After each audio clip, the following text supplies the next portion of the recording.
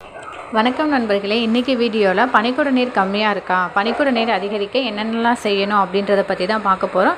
வாங்க வீடியோக்குள்ளே போய் பார்க்கலாம். பனிக்குட நீர் குறையிறது அப்படி இல்லை அப்படின்னா பனிக்குட நீர் குறையாமல் இருக்கிறத என்னென்னலாம் பண்ணணும் அப்படின்னு சொல்லி பார்த்தோம் அப்படின்னா தண்ணி வந்து ஒரு நாளைக்கு தேவையான அளவு குடிக்கிறது அப்படிங்கிறது ரொம்ப முக்கியமானது.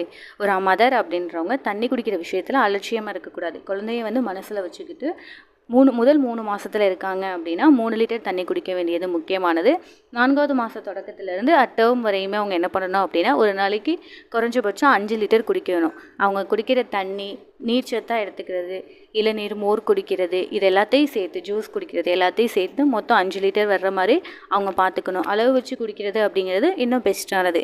அப்புறம் நீர்ச்சத்து இருக்கிற மாதிரி ஃபுட் எடுத்துக்கிறது அப்படிங்கிறது ரொம்ப முக்கியமானது.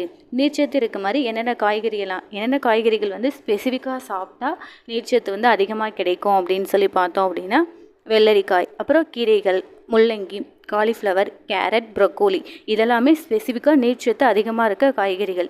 இதை வந்து அதிக அளவு எடுத்துக்கும்போது அவங்களுக்கு வந்து பனிக்குட நீரோட அளவு வந்து அதிகரிக்கும். அப்புறம் பழங்களில் என்னென்ன ஸ்பெசிஃபிக்காக எடுத்துக்கிட்டோம் அப்படின்னா நீர்ச்சத்து அதிகரிக்கும் அப்படின்னா தர்பூசணி, தக்காளி, ஸ்டார் ஃப்ரூட், ஸ்ட்ராபெரி, கிரேப்ஸ்.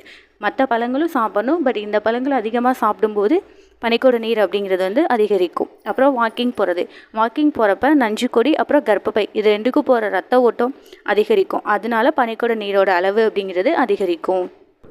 வீடியோவில் சொன்ன விஷயங்களை ஃபாலோ பண்ணோம் அப்படின்னாலே பனிக்குட நீர் கம்மியாக இருக்கவங்களுக்கு பனிக்குட நீர் அதிகரிக்கும்.